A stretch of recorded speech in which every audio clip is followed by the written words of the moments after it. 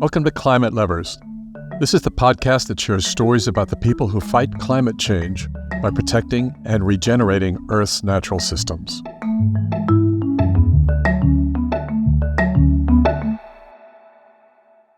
What's the process for planning, creating, and building a successful regenerative community?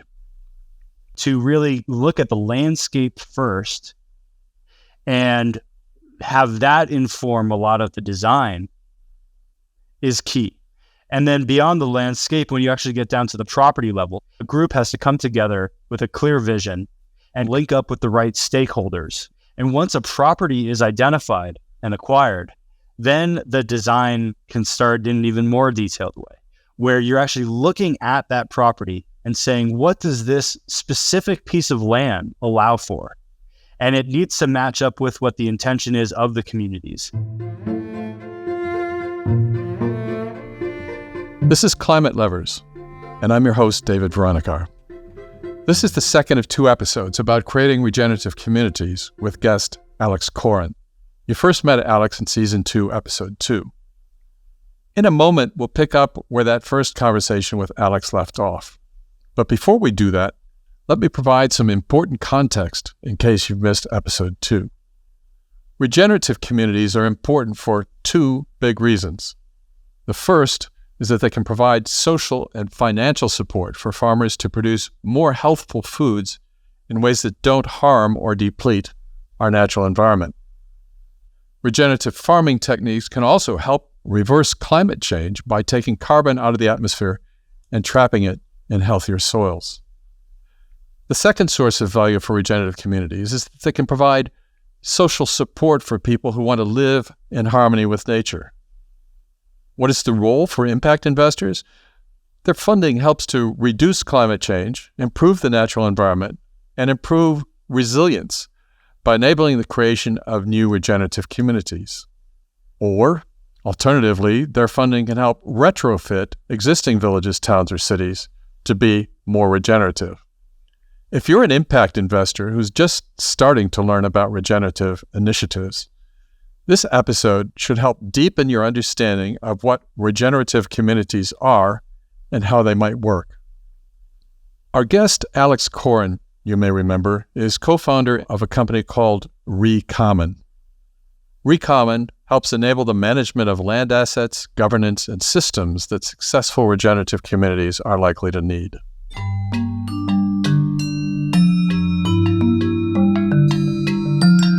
How did Alex come to spend so much time and energy thinking about regenerative communities? He says it goes back to his childhood. So I grew up in New Jersey, in suburbia, playing in the woods with a park behind my house, building bridges over the creek with down tree branches, but also was 30, 40 minutes away from New York City. So had both worlds that I was introduced to as a kid. And I also was introduced to camping and hiking and things like that through my dad. So even though I grew up in New Jersey, very much had this love of nature and spent my summers in upstate New York at a summer camp and lived for 7 weeks every summer in a bunk without air conditioning or heat and playing outside every day. So it was just ingrained to me at a young age. And I remember there was this pumpkin patch on this farm near where I grew up that we were taken to as kids. And it was, your classic take the picture during Halloween and little babies around the pumpkins. And so those pictures were always in my house growing up, and I always knew that farm. And then when I was maybe 10 years old, they literally turned the farm into a strip mall. Very classic, you pave paradise and put up a parking lot situation. And that really struck me. And I just couldn't understand how one of these last farms in the area I grew up in, New Jersey is the Garden State. So it has this lush and beauty to it, but is also extremely densely populated and filled with suburban houses. And I was really disturbed by this farm going away as a kid. And my mom actually encouraged me to write a letter to the president at the time, which was George Bush. And I wrote him a letter. It was like, hey, you guys got rid of this farm. I don't understand. We don't really need more stores. We have so many stores right on the highway. And a couple months later, I got a very generic letter back from the president saying, oh, thanks for your consideration. You should check out EPA.gov and check out the kids program or something.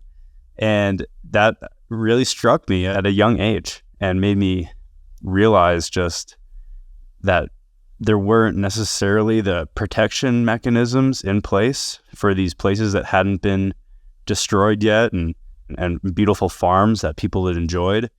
So for whatever reason, at a young age, I was really tuned in to this destruction of farmland and conversion into these stores and parking lots that there are surely plenty of in New Jersey and elsewhere.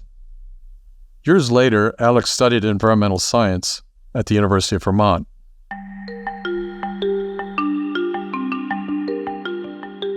I remember first learning about habitat fragmentation and how all these roads and highways and strip malls and parking lots and driveways and fences were chopping up the landscape and preventing wildlife from moving around. And just such a simple concept. But then you drive around. I remember when you're driving back home from Vermont to New Jersey after maybe my freshman year, and just looking around as I was driving back the 5-hour drive, disturbed, like truly disturbed at all the fragmentation that had happened. So it feels like just continually layers of the onion were peeled back for me, and I got to see deeper and deeper into it, all through a general inquiry of trying to figure out what was wrong and why things weren't as they should be in the world. After Alex got out of school, he continued learning about how to take better care of Earth's natural resources.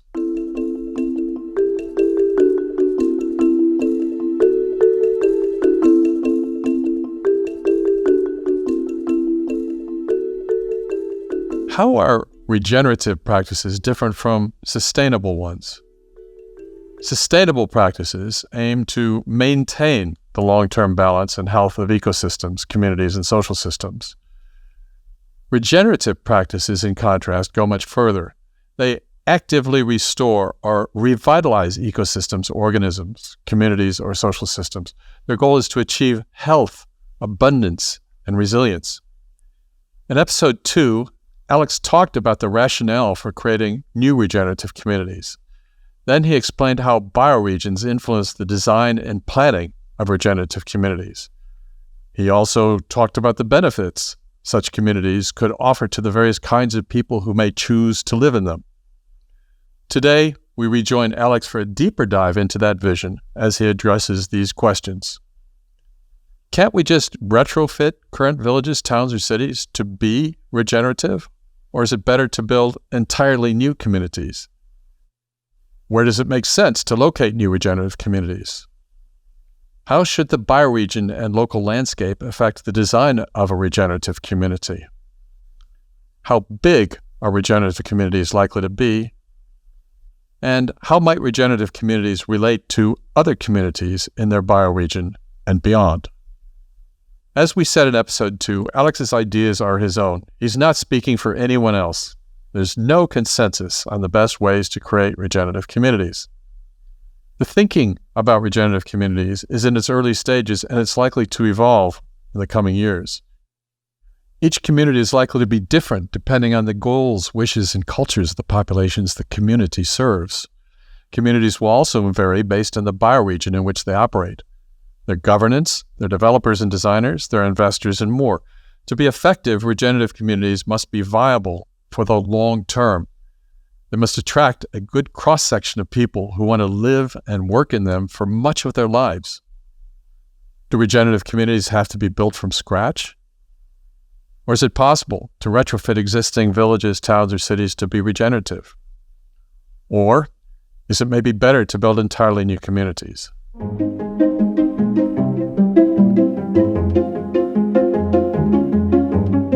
Both are viable paths forward, and some groups out there are specifically working on retrofits of existing community and converting existing places to being closer to regenerative.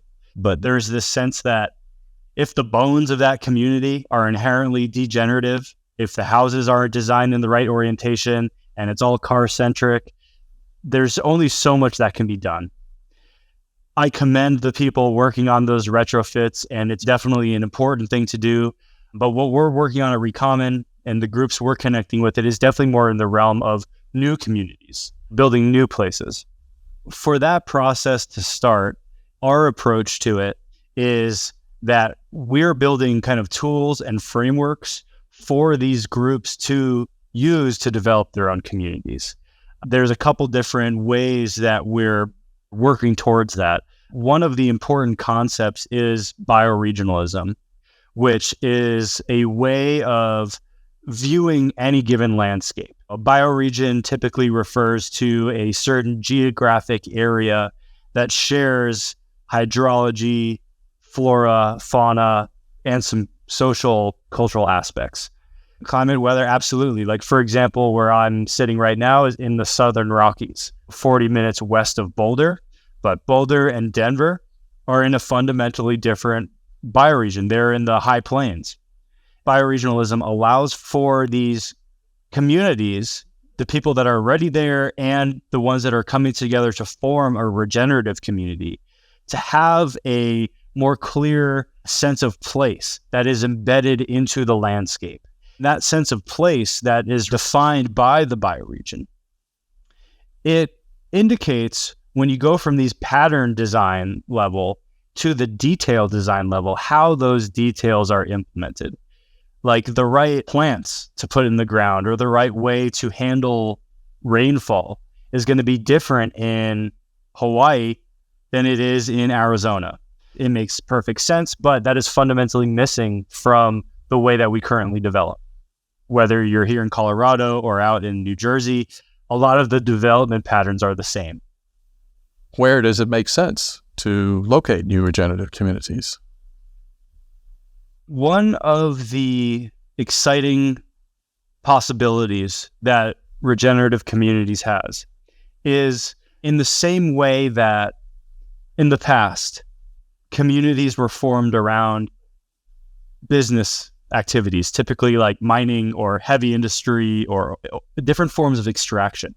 But entire towns, like many towns here in the US, are named after the people or the industries that relate to how that town started. So the same way that people congregated around those activities and those opportunities, we can have these regenerative communities assemble around regenerative opportunities. So we could say, for example, that a community of 2,000 people could be developed on a 5,000 acre property that can do landscape regeneration, where you could have carbon credits and eco credits and ecotourism and all of these new kind of economic opportunities related to improving and stewarding the environment could be central to these regenerative communities. So in that sense, I think there's a lot of potential in more rural areas and potentially in unincorporated areas that have a little bit more flexibility with design. When you go to do a community in an existing town, there's already a lot of embedded structures and invisible structures around what's allowed in those town boundaries. But to break out into more rural areas, not only does that allow for maybe a larger community size to be created, but it also directly embeds you into nature more so. And so there's this sense that every single bioregion on the planet can have these communities emerge in, because every bioregion, every place has its unique challenges and opportunities. For communities to gather around those challenges and opportunities and form community that is embedded into that and can support the regeneration of the environment, can support the remediation of a watershed, that is really exciting. Another way to think about it is that if you take a bioregion that doesn't have an existing regenerative community and you put one down on the map, that could serve as like the hub for further expansion of activities into that bioregion, where, okay, like, we'll make the master plan and get this community off the ground.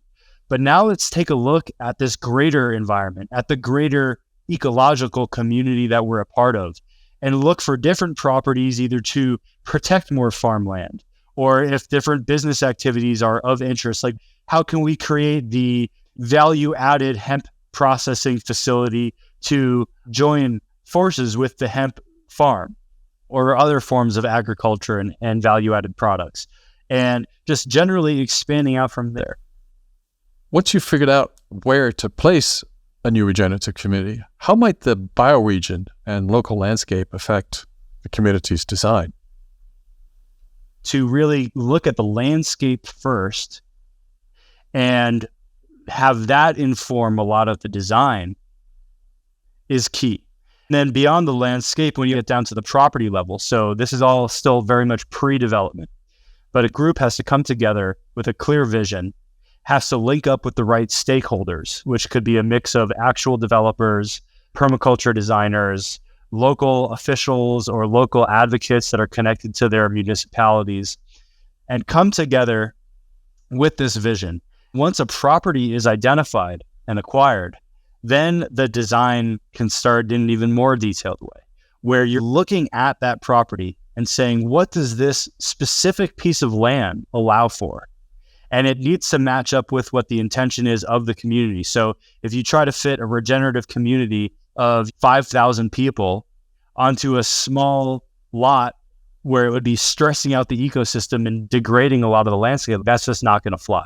The scale of the project needs to match and be able to fit into the land itself. The land needs to inform the design process. And then from there, you need to really make sure that you're connected with the right stakeholders. So whatever developer you're working with, they need to be tuned in to certain regenerative design principles like permaculture, like natural building, like biomimicry, because all of that will inform the design of the community. And then even in more directly of the built environment, bringing in these good urbanism principles of walkability, of gentle density, of tree-lined streets, making sure that the orientation of the structures aligns to the sun and is built in such a way that the energy requirements for the entire community are vastly lower than what we typically see out there. Any development project takes a lot of resources, a lot of people collaborating together, and a regenerative community development project is no different. The only difference is that from the very beginning, before a shovel even hits the ground, the land is informing the design process. How big might an early stage community be, and how big might mature regenerative communities grow to become? One of the core permaculture principles is going from patterns to details.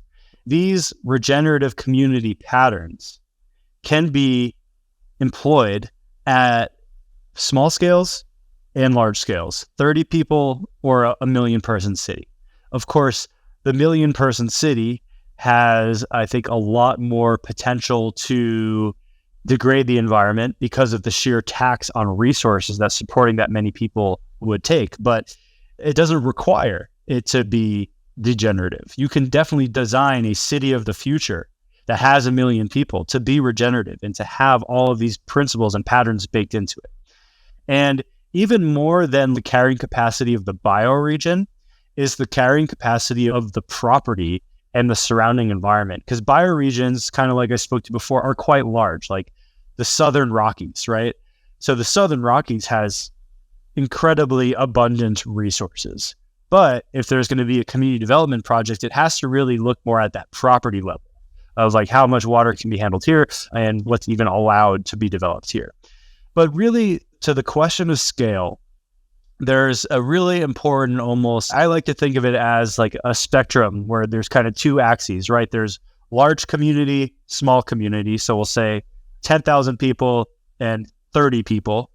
And then there's on the other axis, this scale between close to an existing town or city or more remote, more rural, farther removed from an airport and those services. Because if you think about 30 people living on a property doing regenerative work together, sure, that is a type of community. But I think we're more speaking about villages. We're more talking about larger communities and neighborhoods. What are the risks of starting a new community on a scale that might be too small? If you go too small and too far out away from existing places, then all of a sudden it creates a lot of strain. It creates strain on those 30 people there to not only get along socially, because at 30 people, if there's some drama that unfolds, that could create really negative ripple effects to the entire community because it's small. But also 30 people is not really enough for an economy to form. And you would still be reliant on an existing town or city for a lot of your food and material resources, for health resources, schooling, and just other business opportunities. And so there is a sense that you need to hit a certain capacity to create that local economic engine that it can self-support and contain itself. And there's no hard number for this, but really when we think about villages and human settlements throughout time, even the small ones are typically around 2,000 people. And so I think aiming for regenerative community development projects that are in the low thousands and then above, again, dependent on the capacity of the land, that really unlocks so much, where you could have a school, you could have ecotourism, you could have restaurants, you could have bakeries, cafes, you could have industry, housing, all of these things. And there's enough economic diversity, cultural diversity, that a certain carrying capacity is reached. So going back to that two axes spectrum I spoke to, it really basically says that the smaller the community, the closer to town it needs to be. And the larger the community, the farther out it can be. Because at that point, you're establishing a place on the map.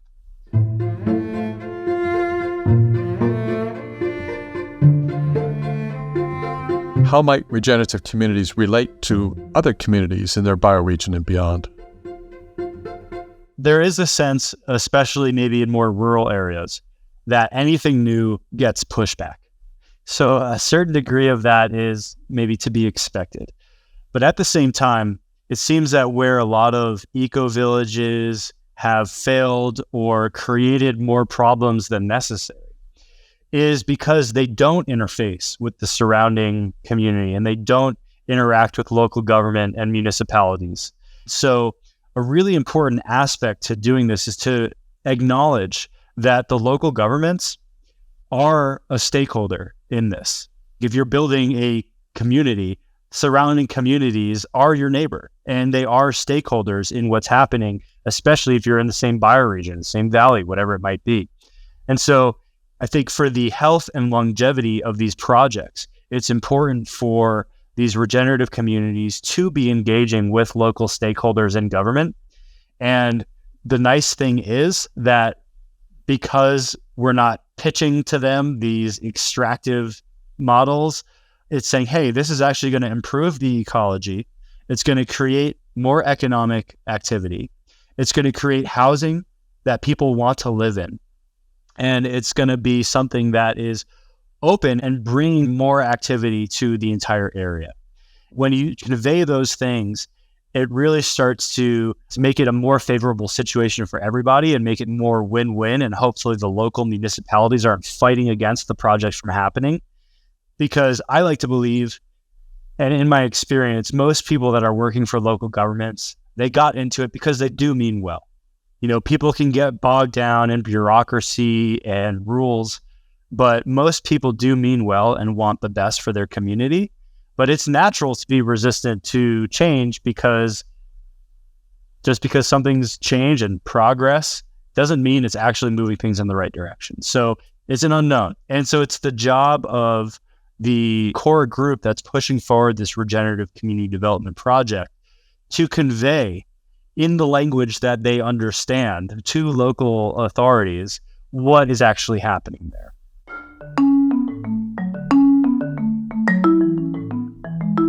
Today, you've heard that regenerative principles can be established within existing villages, towns, and cities.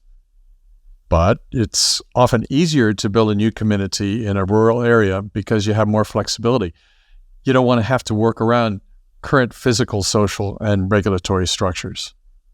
Nevertheless, it's a big undertaking to create a successful regenerative community from scratch. The maximum size and population of a new regenerative community will depend on the physical and biological characteristics of the site and also the bioregion where the community will be located. History and archaeology suggest that about 2,000 inhabitants is close to the minimum size to sustain a thriving, diverse community. But under the right conditions, a successful regenerative community might start with as few as about 100 people. Some communities could grow to become cities of 10,000, hundreds of thousands, or even 1 million people. Smaller new communities should probably be located nearer to an established village or town because they'll rely on some services from the bigger town. A larger community, in contrast, could be further away because it would be or would become more self-sufficient. Any successful new community will need a good relationship with neighboring villages, towns, or cities. For this reason, the planners of new communities should view neighboring communities as stakeholders in their success. They should work to build strong relationships based on mutual trust and opportunity. Our goal at Climate Levers is to provide impact investors with information that's clear, interesting, useful, concise, and practical. Our hope is that such information will help impact investors make well-informed decisions about where to put their money in this new and fast-emerging field of regenerative finance. In future episodes of Climate Levers, we'll try to answer many of the questions you're almost certain to have about this new field. If you're getting value from this new format in Season 2, please suggest the Climate Levers podcast to your colleagues and others in your social network.